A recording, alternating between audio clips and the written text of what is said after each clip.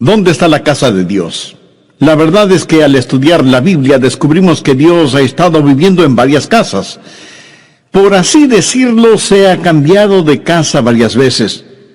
Lo que sucede es que cuando Dios vive en una casa y esa casa empieza a estar contaminada y sucia, Dios saldrá de esa casa porque Él no puede vivir en una casa sucia.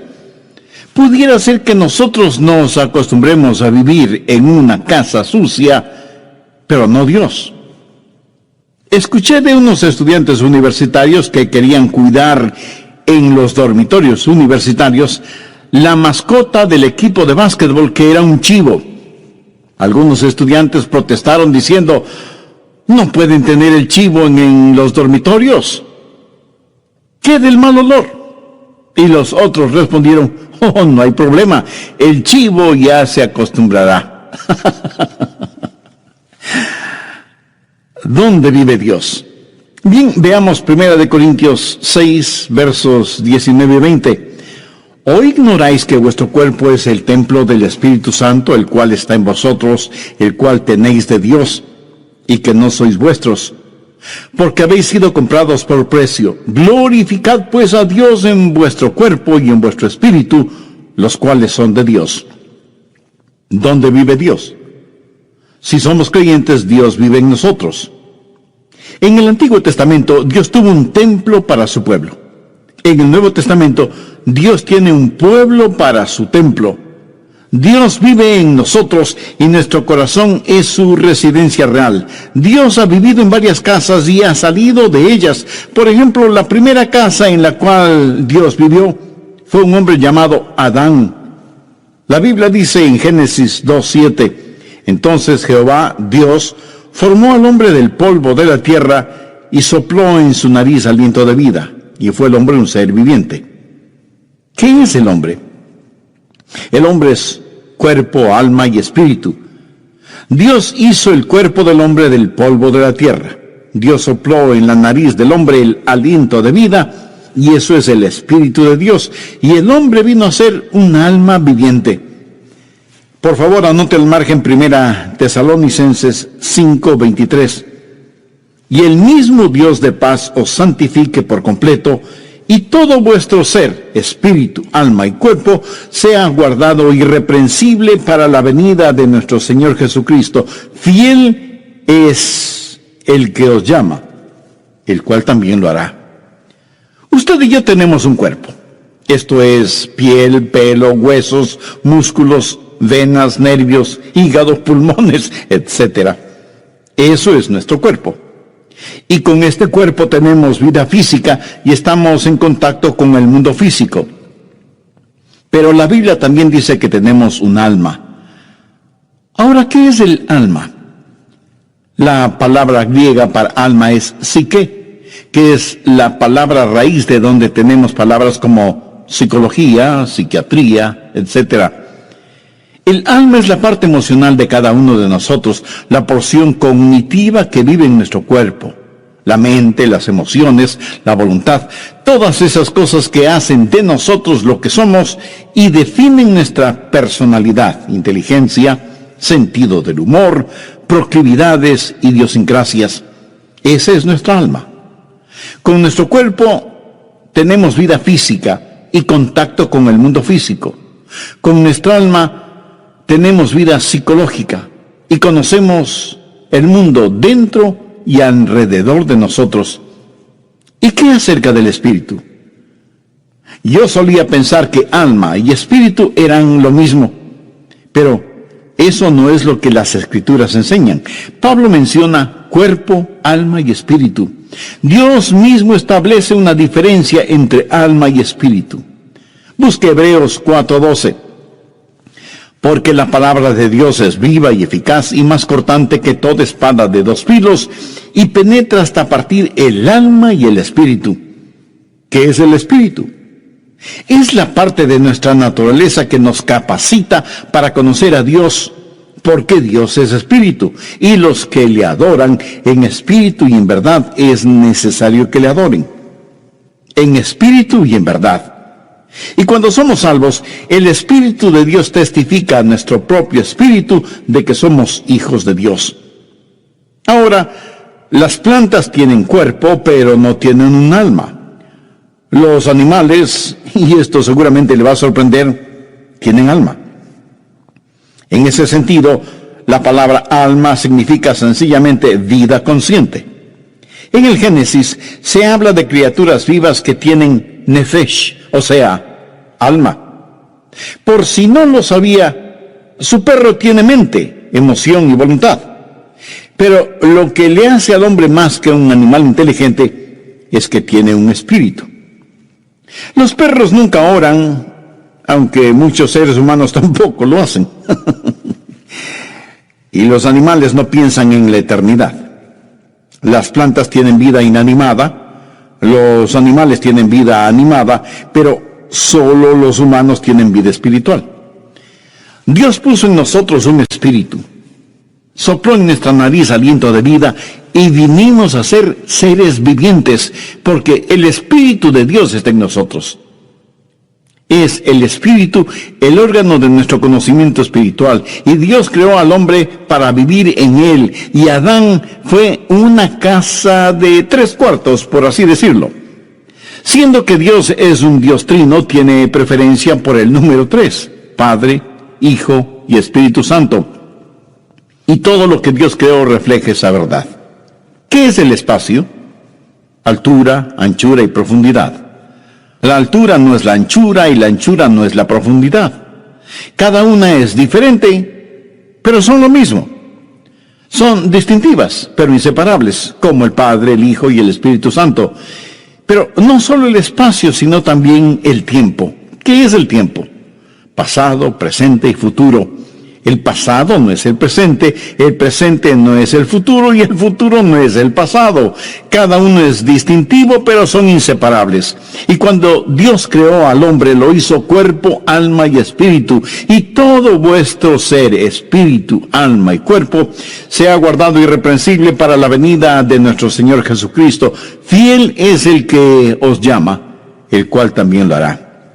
Cuando Adán salió de la línea de ensamblaje celestial, iba a ser una residencia real. Dios iba a vivir en el espíritu de Adán. Y cuando la Biblia dice que Dios caminaba con Adán, ¿cree usted que Dios físicamente tomaba a Adán por el brazo para pasear por el jardín del Edén? Puede ser que sí, puede ser que no. Dios tiene poder para hacer lo que quiera hacer. Yo creo que Dios no estaba en el exterior, sino en el interior de Adán. Adán fue la casa primaria de Dios. Ahora quiero que anote las siguientes palabras, porque este estudio bíblico se desarrolla alrededor de esas palabras: diseño, deshonra, desolación y destrucción. En primer lugar, Dios creó a Adán, y Adán fue una casa de 3 cuartos. El cuarto más interior, el espíritu, es donde Dios moraba con Adán. Dios diseñó esta casa de 3 cuartos como su casa primaria.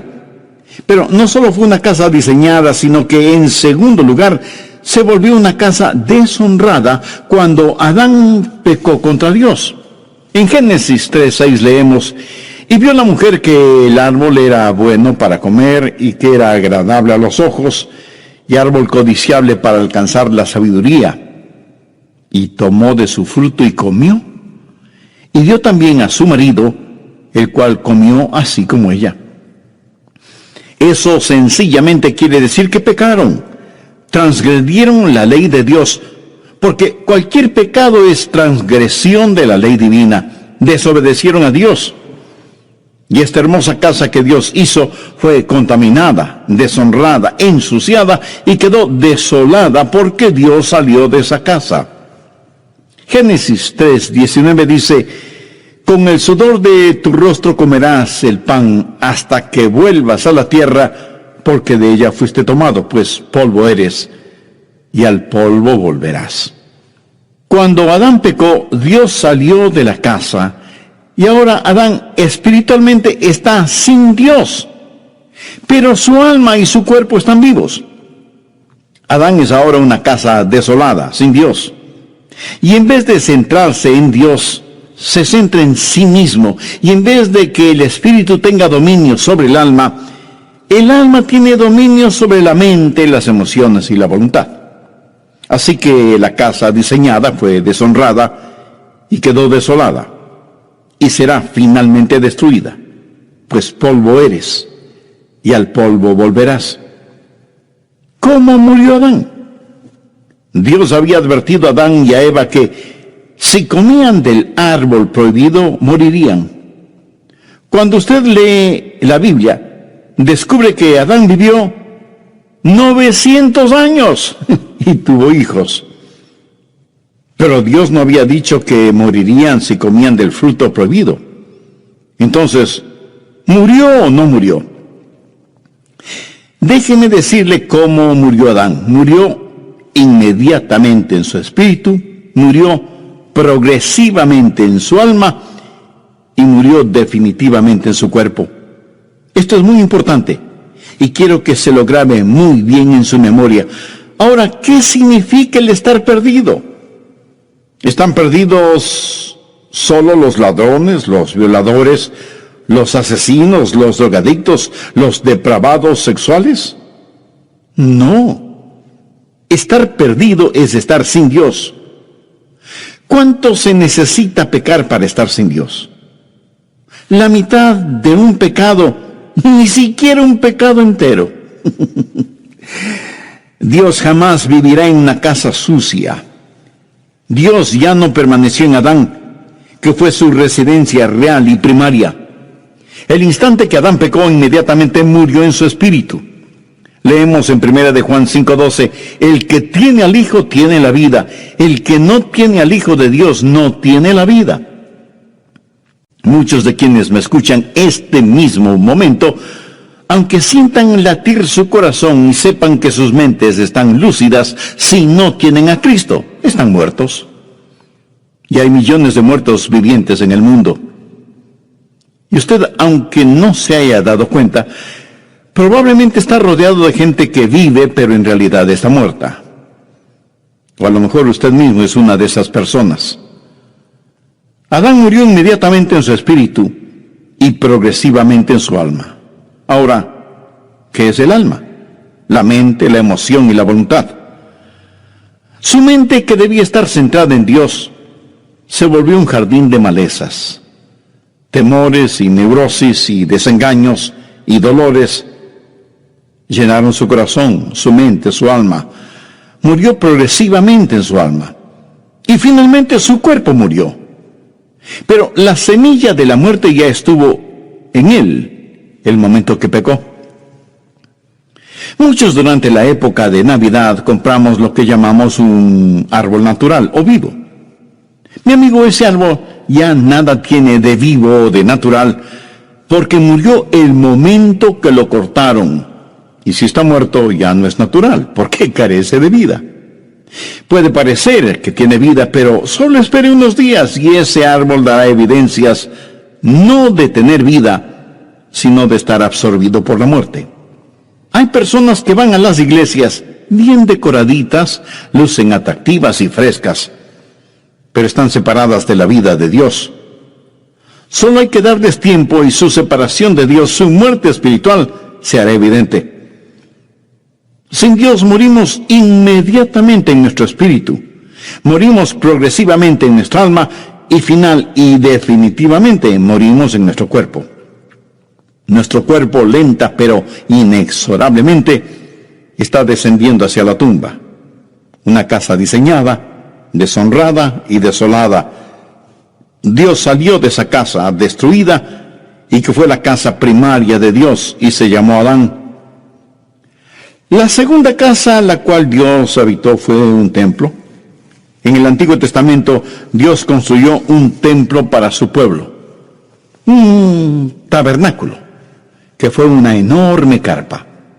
Más tarde se edificaría una estructura sólida, pero la idea y principio es el mismo. Ya se hable del tabernáculo o del templo, y por poco que usted sepa del tabernáculo o del templo, sabe que había 3 divisiones básicas o 3 cuartos. El patio exterior, el lugar para los sacrificios, el patio interior o lugar santo, donde la gente se reunía para tener comunión, y el lugar santísimo en donde estaba la Shekinah, la gloria de Dios. ¿Qué era el templo?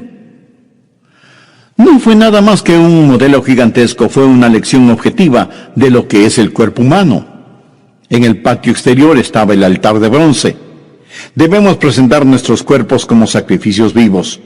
El patio interior era el lugar en donde la gente adoraba y tenían comunión unos con otros, como cuando estamos en una iglesia, y representa el alma. Comunión a nivel del alma. Pero el lugar santísimo, el lugar más íntimo, representa el espíritu humano. Esta casa es diseño de Dios. Dios usó el templo para enseñar lecciones colosales que no debemos ignorarlas. En primer lugar, una casa es diseñada, un templo de 3 habitaciones, y Dios dijo, hacedlo de acuerdo al diseño que te he dado, porque es una lección. Una casa diseñada, una casa deshonrada. En Mateo 21:12, note lo que Jesús dijo acerca del templo, y les dijo, escrito está, mi casa, casa de oración será llamada, mas vosotros la habéis hecho cueva de ladrones. Una casa diseñada, una casa deshonrada y una casa desolada. Dios no vivirá en una casa sucia. Mateo 23:38 dice, he aquí, vuestra casa os es dejada desierta. Ahora, por favor, noten lo siguiente. Ya no la llama la casa de mi padre o mi casa. Ahora es vuestra casa. Lo extraño es que después de que ellos habían convertido el templo en una cueva de ladrones, continuaban adorando en el templo. Pero Dios estaba a años luz de distancia de ese lugar. Ya no es la casa de Dios, es su casa. Una casa diseñada, una casa deshonrada, una cueva de ladrones, una casa desolada, una casa destruida. Busque Mateo 24, versos 1 y 2. Cuando Jesús salió del templo y se iba, se acercaron sus discípulos para mostrarle los edificios del templo. Respondiendo él les dijo, ¿veis todo esto? De cierto os digo que no quedará aquí piedra sobre piedra que no sea derribada. En la actualidad usted puede visitar el sitio en donde estuvo el templo una vez y no encontrará una piedra sobre otra. Hay otros templos que han sido preservados, pero no este. La profecía de Jesús se cumplió. Está viendo lo que sucede. Una casa primaria, una casa designada y diseñada, y Dios sigue adelante. ¿Alguna vez ha considerado a su cuerpo como la casa de Dios? Si usted es un creyente, sabe que su cuerpo es el templo del Espíritu Santo, y así lo enseña enfáticamente la palabra de Dios. Ahora, si usted no tiene una relación personal con Dios por medio de Jesucristo, no se preocupará demasiado en tener la casa de Dios limpia y en orden. ¿Que cómo puede tener una relación con Dios ahora mismo?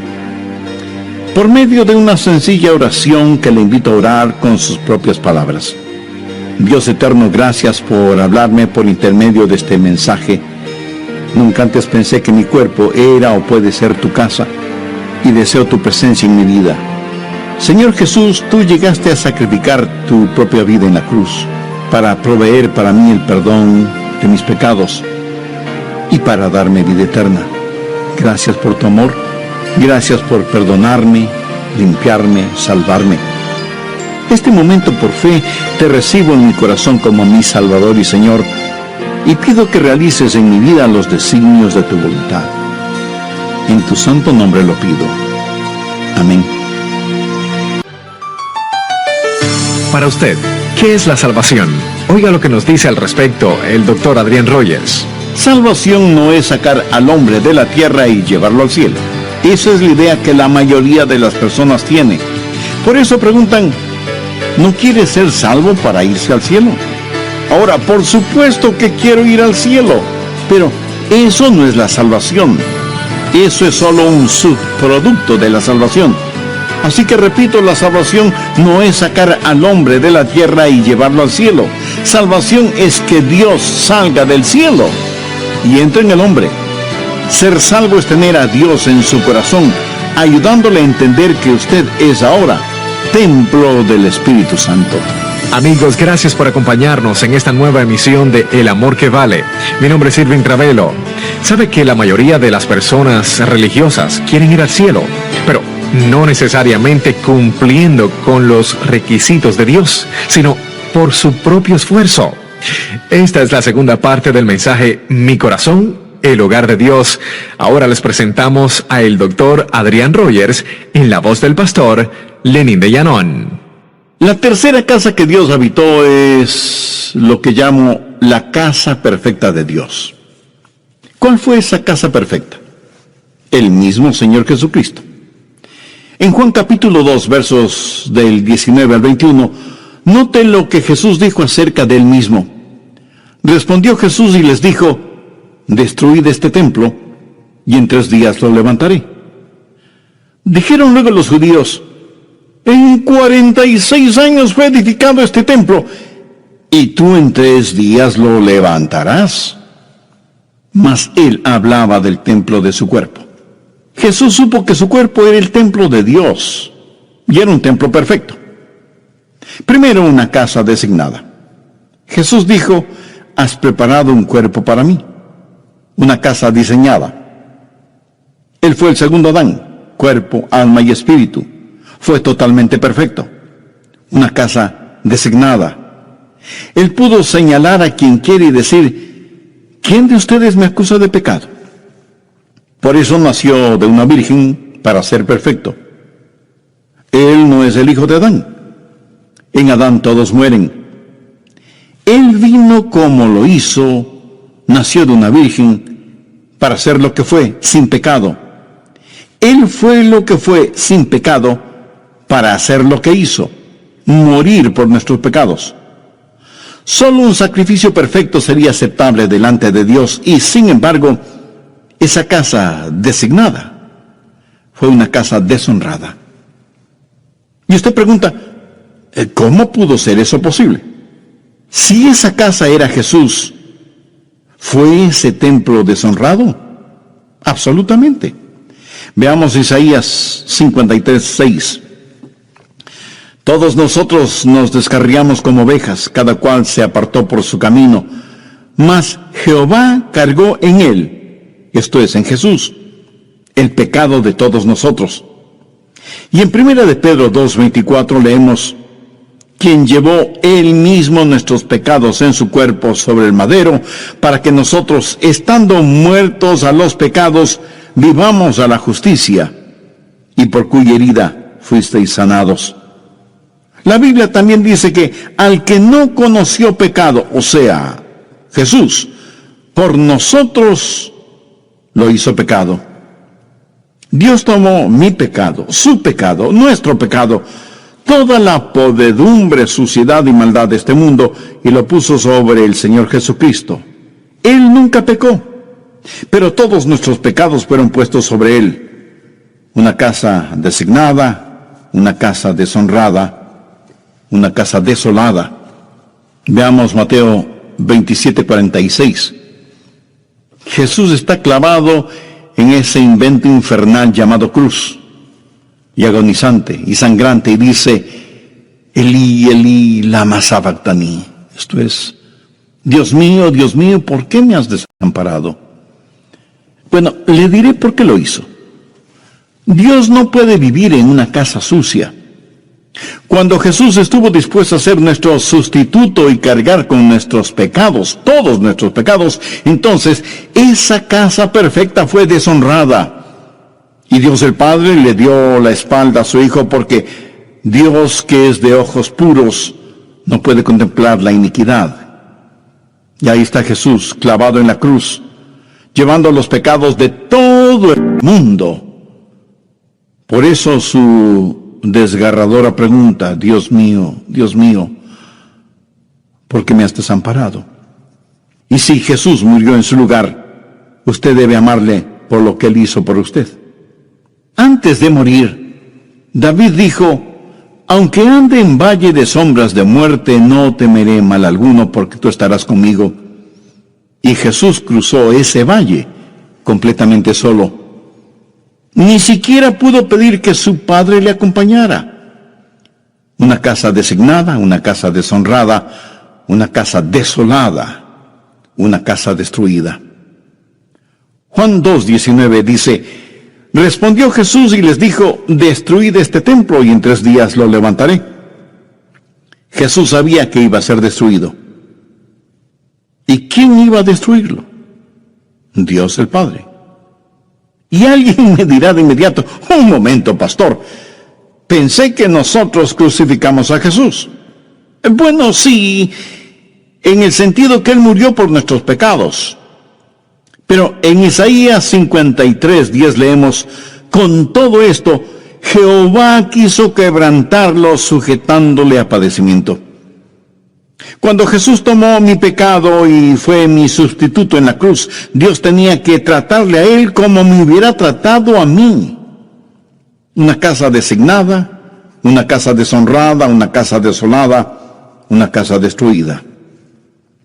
La Biblia dice en Romanos 8:32, el que no escatimó ni a su propio Hijo. Permítame hacerle una pregunta.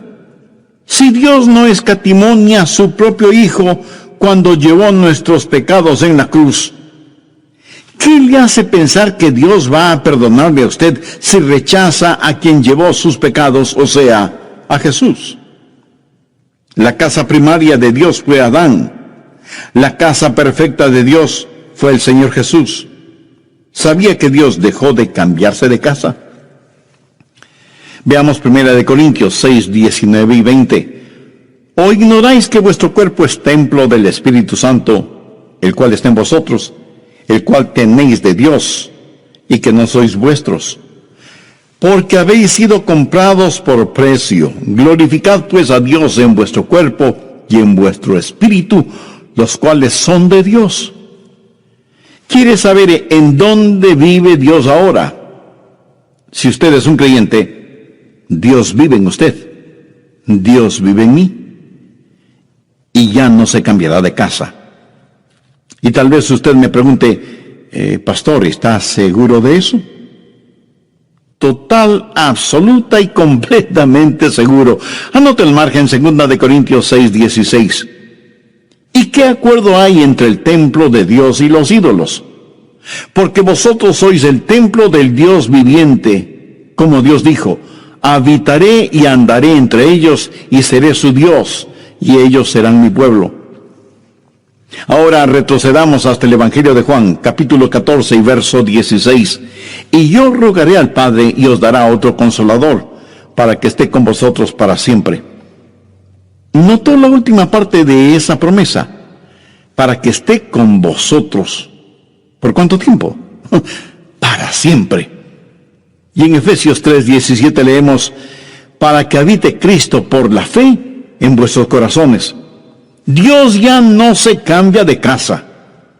Muchas veces cuando vamos a la iglesia, por lo general decimos: vamos a la casa de Dios.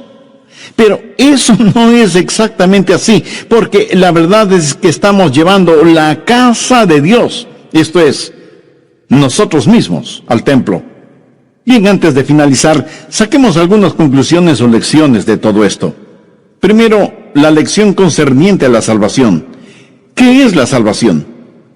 Salvación no es sacar al hombre de la tierra y llevarlo al cielo. Esa es la idea que la mayoría de las personas tiene. Por eso preguntan: ¿no quiere ser salvo para irse al cielo? Ahora, por supuesto que quiere ir al cielo, pero eso no es la salvación. Eso es solo un subproducto de la salvación. Así que repito, salvación no es sacar al hombre de la tierra y llevarlo al cielo. Salvación es que Dios salga del cielo y entre en el hombre. Ser salvo es tener a Dios en su corazón, ayudándole a entender que usted es ahora el templo del Espíritu Santo. Segundo, la lección concerniente a la seguridad. Dios ha dejado de cambiarse de casa. Dios habita en nuestro corazón por fe y Él nunca, nunca, nunca nos dejará ni nos abandonará.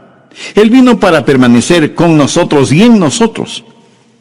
Ahora estoy seguro que alguien me preguntará, pero pastor, usted dijo que Dios no vivirá en una casa sucia, y yo francamente en ese aspecto, lejos estoy de ser perfecto o limpio. Amigo, su inquietud es honesta y válida. Permítame decirle lo que sucede. Debido al sacrificio en el Calvario, ningún pecado le será imputado a usted. Busque Romanos 4, los versos 7 y 8. Bienaventurados aquellos cuyas iniquidades son perdonadas y cuyos pecados son cubiertos. Bienaventurado el varón a quien el Señor no inculpa de pecado. Si Dios tuviera que poner a un medio pecado en su hoja de vida, él tendría que cambiarse de casa. Pero no le inculpa a usted de pecado porque ya le perdonó. Entonces, ¿qué sucede si usted vuelve a pecar? Que Dios tendrá que disciplinarle, tendrá que castigarle. ¿Qué es lo que dice Hebreos 12:6? Porque el Señor al que ama disciplina y azota a todo el que recibe por hijo. Algunas personas no creen en la eterna seguridad del creyente. Piensan que usted puede salvarse y perderse, salvarse y perderse. Y si usted cree semejante cosa, se volverá en un neurótico espiritual. Algunos dicen, oh, yo creo en la seguridad y creeré absolutamente en ella cuando llegue al cielo. Otros piensan, cuando súbitamente dé el gran salto hacia el cielo, cerraré las puertas celestiales detrás de mí y diré, vaya, ahora estoy a salvo. Bien, pero espere un minuto. Recuerde que ángeles cayeron del cielo. Escúcheme muy atentamente. Seguridad no es un lugar. Seguridad es una persona. Y su nombre es Jesucristo. Tercero, la lección concerniente a la santificación. Ya he dicho que Adán murió inmediatamente en su espíritu, murió progresivamente en su alma y murió definitivamente en su cuerpo. Ahora cuando usted se salva, Dios pone todo esto al revés, porque cuando se salva usted es justificado inmediatamente en su espíritu. La Biblia habla del espíritu del hombre justo, hecho perfecto. Usted es justificado inmediatamente. El momento en que usted le dice sí a Jesucristo, ese mismo instante es justificado en su espíritu, y cada pecado, cada mancha, cada arruga es enterrado en la tumba del olvido de Dios. Y no solo que es justificado inmediatamente en su espíritu, sino que es santificado progresivamente en su alma. Adán murió progresivamente en su alma, pero usted es santificado progresivamente en su alma. Dios trabaja en usted diariamente para que sea más y más a la semejanza del Señor Jesucristo, porque nosotros no estamos totalmente santificados todavía. Filipenses 1:6 dice, al que comenzó en vosotros la buena obra, la perfeccionará hasta el día de Jesucristo. Justificados inmediatamente en el Espíritu, santificados progresivamente en el alma, y por último, un día seremos glorificados. La Biblia enseña que uno de estos días Él va a cambiar mi cuerpo vil a la semejanza de su cuerpo glorioso. Por eso el salmista dijo, estaré satisfecho cuando despierte a tu semejanza. ¿Cómo voy a hacer? No lo sé. Pero sí sé una cosa, seré a la semejanza de Jesucristo. Y eso es más que suficiente para mí, y espero que sea más que suficiente también para usted.